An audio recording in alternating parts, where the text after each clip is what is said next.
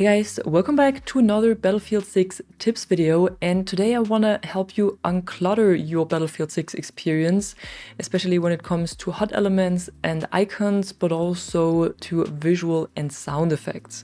Because there is so much going on in the game already, from explosions to destruction to jets flying by to soldiers screaming and gunfire all around, and then you have a lot of additional effects on top of it that you might not actually need. So these tips are supposed to help you reduce the overload so that you can focus on the actual gameplay, maybe hear footsteps a bit better, and also increase visibility of enemy soldiers. And we're going to start in the accessibility.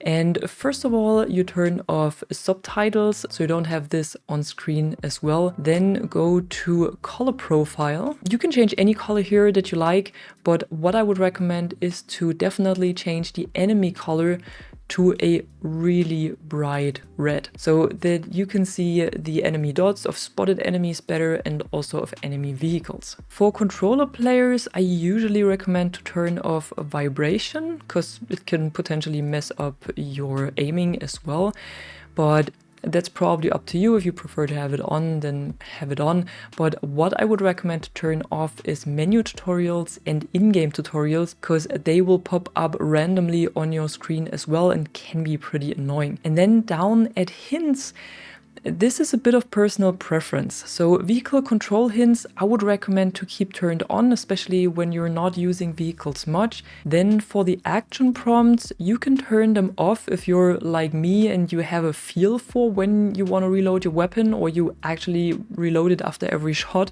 So you can as well turn this off, so this won't be shown as well.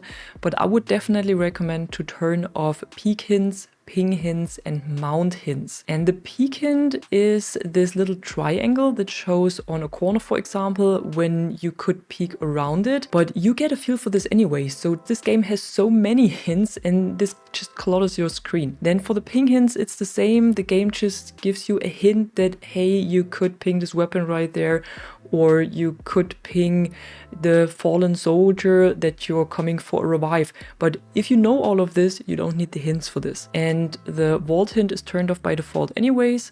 And then for the mount hint, the same. You can mount your weapon on corners in this game. So if you know about this, you know how to do this anyways, and you don't need the hint for this. So if you want to unclutter your screen, I would recommend to turn this off as well. Then under gameplay, what you can do here is turn off the capture area outline. This is the chalk outline that you can find around the objective areas. If you don't like it because it is less immersive or you want a more realistic experience, you can turn this off, and then you basically have the look of every other Battlefield game before. And you can still find out how big the capture area is or where it starts and where it ends on the minimap. And then under graphics, there are also a few things that I would recommend to set. So first of all, you can turn up the sharpness a little bit to something, I would say, between 60 and 70. Then scroll down to camera settings, and here go all the way down with weapon motion blur, world motion blur, and camera shake amount, and then also reduce sprint camera bobbing so your screen is not shaking this much from sprinting, and then also turn off chromatic aberration, vignette, and film grain, because it just makes your whole screen and your whole picture a bit clearer. Then scroll all the way down to interface and HUD. And here turn off show soldier overlays, show vehicle overlays, and show outlines on friendly targeted soldiers. So soldier overlays is when you can see your squad mates through walls by an overlay.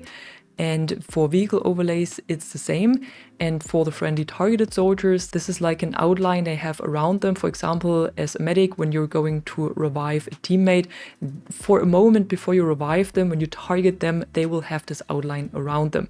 It's not really necessary, so I would recommend to turn all of this off. Then under advanced HUD settings, I would recommend to turn off the kill feed, because this will completely remove one element from your HUD, which I think is really helpful, especially if you don't really need it. And then scroll all the way down to hints, and here you also have the vehicle control hints again that you may have left on or not, but here you can adjust their size, and I would definitely recommend to go down to small on them even if you leave them on. And then there is probably the most important part, the icons and indicators.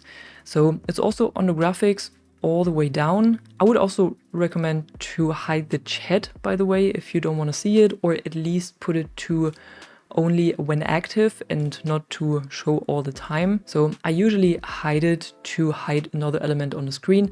But back to the icons and indicators.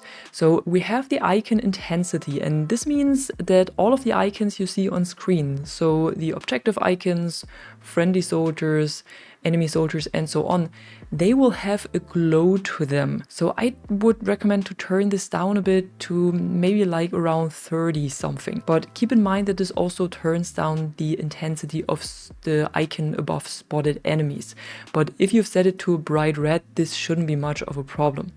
Then for the HUD icons, here you can set the opacity and the scale of all icons, so objectives, friendlies, and so on. And I'm just going to show you what I have changed here. So this is the aim-based icons, which means when you aim down sights, you want icons in the middle of the screen to be barely visible and only the icons on the edges of the screen to be visible. And I'm using these settings right here. So I've adjusted the zone a little bit. So the zone is a bit bigger where I want icons to have a low opacity, and then in the central, so in the middle of my screen, I also went down to 30 with the opacity. And also on the peripheral zone, so the edges of the screen, I also went down a little bit with the opacity here. And then again, all of this for when you are zoomed in, so when you're aiming down sights.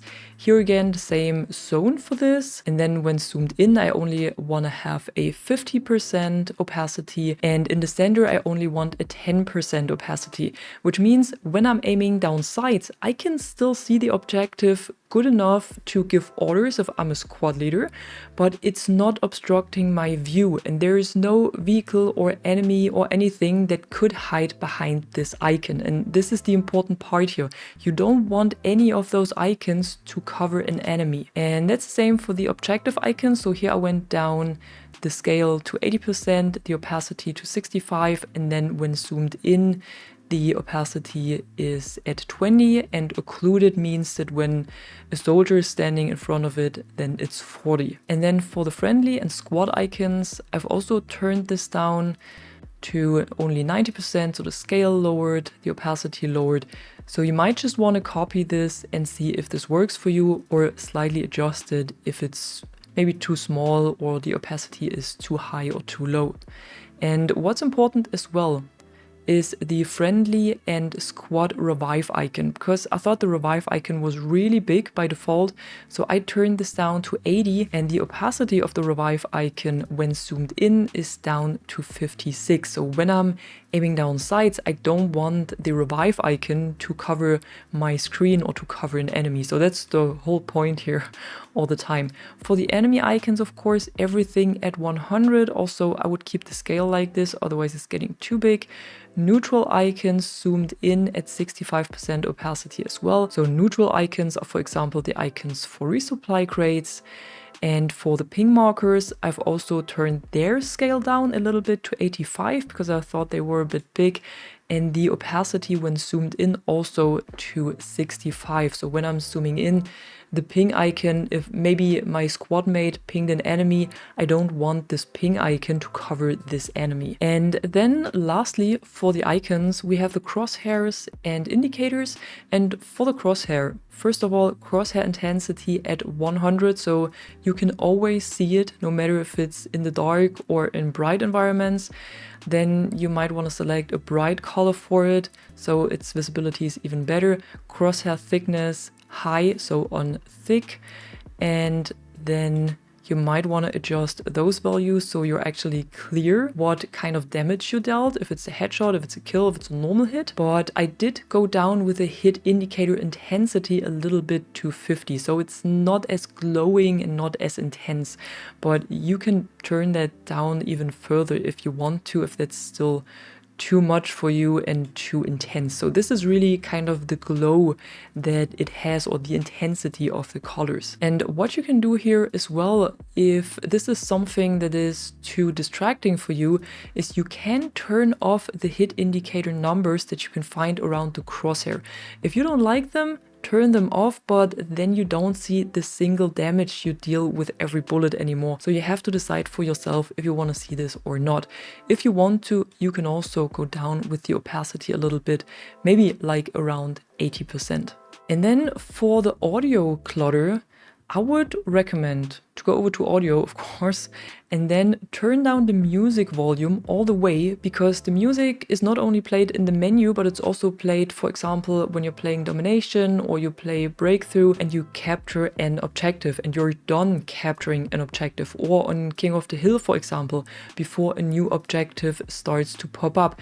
This music will play pretty loud, and if there are enemies around, you might not hear them anymore. I would also recommend to turn down the commander voiceover volume. So this is the person that is saying, we have captured this and that objective, or the enemy has captured this and that objective.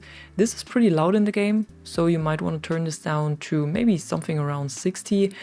The rest should be up to 100, because you want to hear soldiers and you want to hear their footsteps. And what I can also recommend is to turn off the hit indicator sound. I had not thought that it would be that much of a difference, but I tried it for a while now and I really enjoyed it without this pling sound as a hit indicator. Then for the audio, I would recommend to go with Spatial 3D. Even if your headphones are not actually supporting them, this will still give you a better feel for your surroundings and where enemies or footsteps or shots are actually coming from. With the audio mix, I go for high dynamics.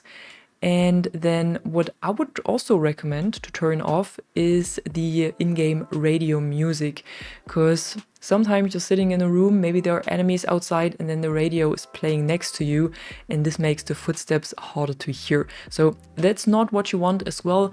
Of course, it takes a little bit from maybe the Battlefield feel, but it also unclutters the whole experience a bit, and like I said at the beginning, it doesn't add this whole overload of visual and sound effects on top of that. So for me personally, it makes me feel a lot better with these settings, and I can focus more on the actual gameplay.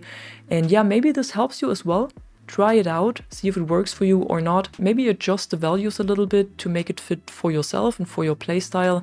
And if this video is helpful for you, be sure to drop a like and subscribe, and I'm gonna see you in the next one. I'm the Catwoman, and you are awesome.